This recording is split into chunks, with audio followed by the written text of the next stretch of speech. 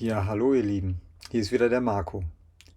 Heute geht es um das Thema Augengesundheit und wie meine Strategie ist, also meine Sehschärfe zumindest zu erhalten, garantiert nicht zu verschlechtern und wenn es geht, die sogar zu verbessern.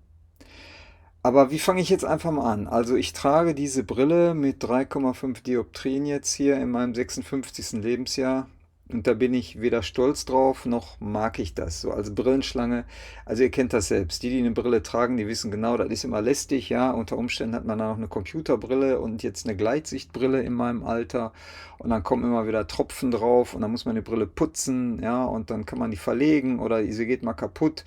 Alle 2, 3 Jahre verändert sich vielleicht die Sehschärfe, sodass man eine neue Brille braucht. Und wenn man eine wirklich gute haben will, dann kann man auch locker mal 1000 € und mehr ausgeben, ja. Oder man nimmt die ganz billigen von den Discountern, ja, mit denen man auch manchmal nicht zufrieden ist. Kontaktlinsenfreund und so bin ich auch nicht. So, was kann man jetzt dann also machen? Also ich möchte gerne meine Brille loswerden. Und im ersten Schritt natürlich dünnere Gläser haben. Vielleicht von 3,5 Dioptrien auf 3, auf 2,5, auf 2, auf 1 Dioptrien. Ja, sag ich mal, das verbessern und reduzieren. Ja.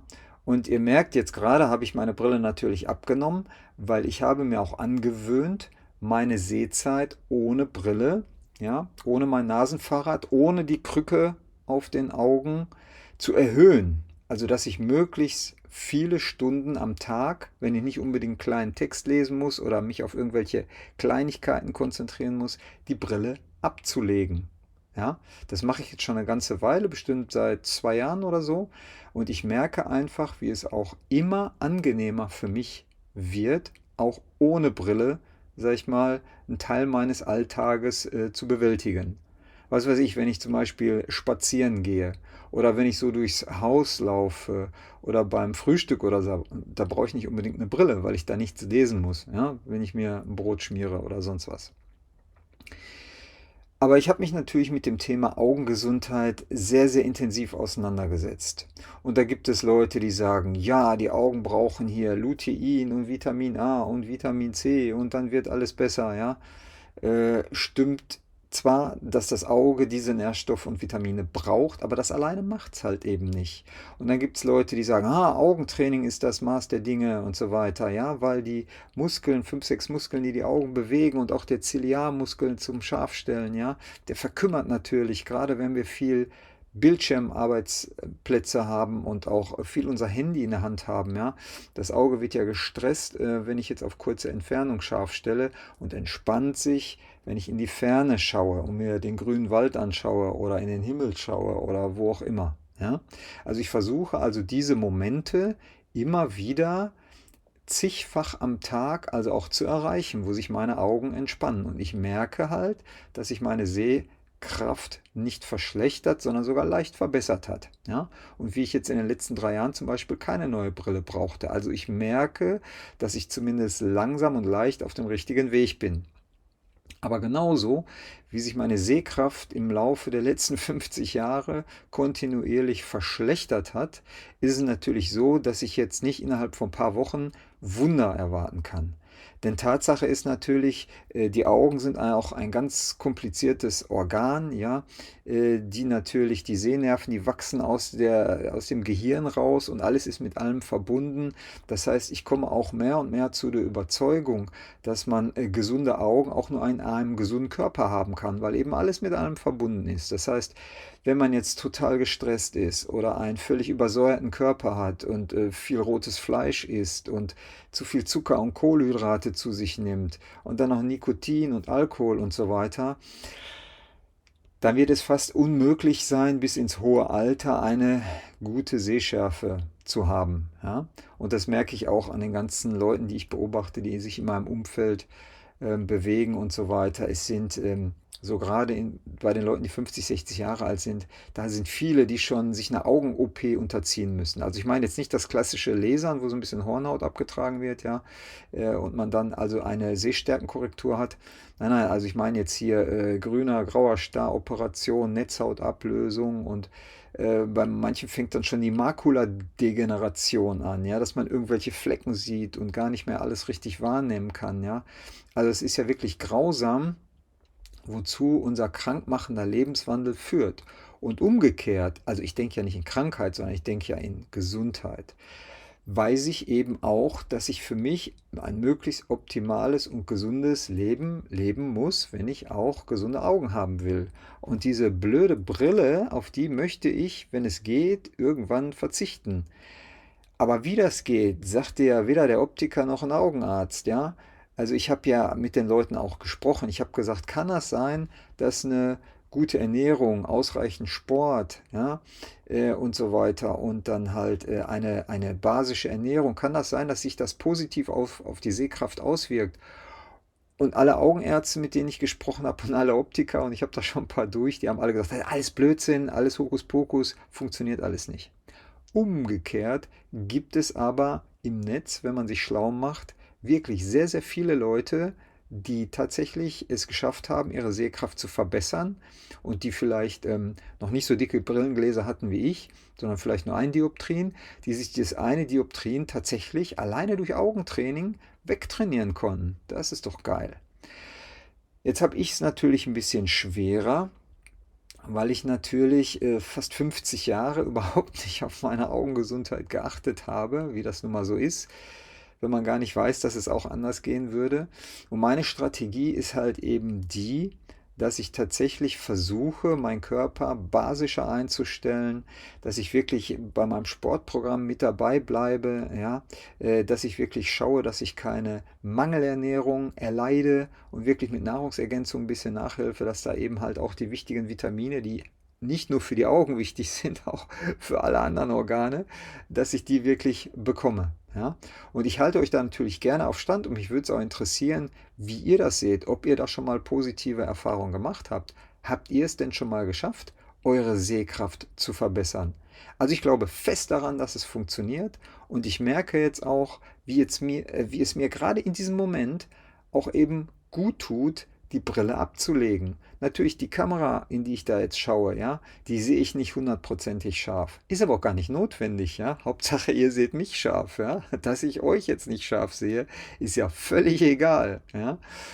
Und deswegen gelingt es mir auch, die Zeit, wo ich die Brille abgelegt habe in meinem normalen Lebensalltag, immer weiter zu erhöhen. Ja, also ich suche mir quasi Gelegenheiten, wo ich die Brille dann hier in meinem T-Shirt einhänge oder sonst wo oder ein Brillenetui reintue, wo ich die Brille nicht brauche. Klar, im Straßenverkehr ist schwierig, ne? Und auf der Arbeit, wenn du vom Bildschirm bist und dann Sachen lesen musst und E-Mails schreibst und als Fotograf mache ich natürlich Bildbearbeitung, da geht es in dem Moment auch nicht. Aber wenn man eine Pause macht bei der Kaffeemaschine, beim Mittagessen, überhaupt bei den Mahlzeiten und so weiter, ja, da kann man seine Brille durchaus ablegen. Wenn man irgendwo hinläuft, ja, oder wenn man gerade irgendwas vom Auto in den Keller transportiert oder wie auch immer. Also ich suche wirklich aktiv die Gelegenheiten, wo ich meine Brille ablegen kann und ohne Brille auskomme. Eben genau so wie jetzt. Jetzt habe ich schon wieder ein paar Minuten gefunden, die ich ohne Brille verbringen kann und ich merke eben, wie es mich entspannt. Ja, und zwischendurch mache ich mal auch mal dieses Palmieren. Ja, ich wärme die Hände an und lege die auf die Augen, sodass es wirklich völlig schwarz ist und ich so in das Schwarze mit geöffneten Augen reinschaue und ich merke halt, wie das entspannt. Ja. Und mir ist also auch aufgefallen in Bezug auf Sehkraft, dass meine Lichtempfindlichkeit total abgenommen hat, nachdem ich meine Ernährung umgestellt habe und mich auch gezielt wieder an die Sonne gewöhnt habe. Also früher wurde ich durch die kleinsten Sonnenstrahl erheblich geblendet. Ich war auch sehr nachtblind. Ja?